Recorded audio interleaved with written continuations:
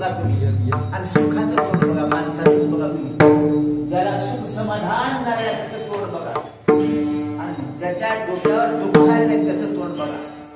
अरे राजश्री, तुझ्या वडिलाला काहीतरी दुःख आहे आणि नरकामध्ये पडू लागले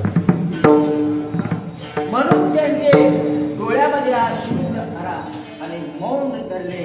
म्हणून तुझ्या घरला मी सांगायला रे राजा, तुझ्या घरला सांगायला आज एकादशी व्रत आहे म्हणजे इंदिरा एकादशी आणि तुझा वडील फार दुःखामध्ये पाय धरले नारदाचे. राजानं पाय धरला. देवा म्हणल्या की एक उपाय मला सांगा, मला समजलं. महाळ महिन्यातली एकादशी इंदिरा एकादशी आहे पण माझ्या वडिलांनी कोणते का नाही म्हणे, फक्त दुःखामध्ये आहेत.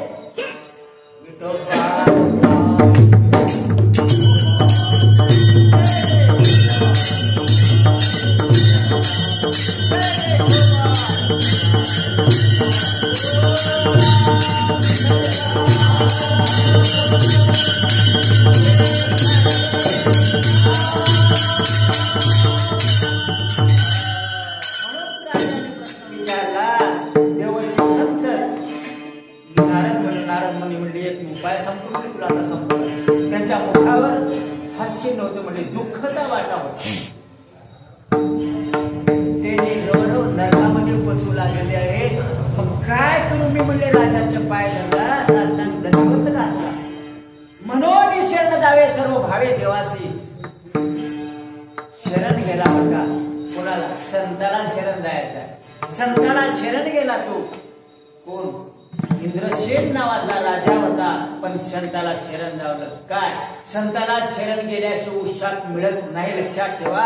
संताचा अपमान करायचा नाही. संत भेटले की त्याचे पाय संपलं.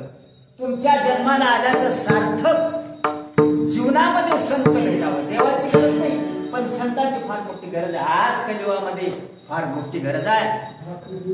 नम्रतेनं उभा टाकला, मला उपाय सांगा. तुला एकच उपाय म्हणे, आता पित्राचा महिना आहे म्हणे, महाळ महिना. आपल्या साध्या भाषेत बरं का, शास्त्रामध्ये पितृवचनात ते पितृदोष आहे म्हणजे तिथं. तू एक कर म्हणले, तू काय कर, इरण सवाशीन जीवन. आता सोप्या भाषेत सांगला बरं का, आपल्या सोप्या भाषेत शिकावं म्हणणार आहे. अरे अवघड नाही पण घडलं का तुला, तुला कोणी संत भेटला का मार्ग दाखवला, तुझा बाप नरकात पसरलाय, जेवायची आस केलाय आणि तुझ्या घराला पिडा लागली. त्याला जेव घातल्याशिवाय तुला सुख लागणार नाही. आणि महाळ महिना आहे आणि हे एकादश झालं की द्वादश उद्याच आहे म्हणजे. जागरण कर, कीर्तन करायला न करायला भजन कर, 33 कोटी देवाला बोलव. एखादी कीर्तन थांबले की देव येणारच.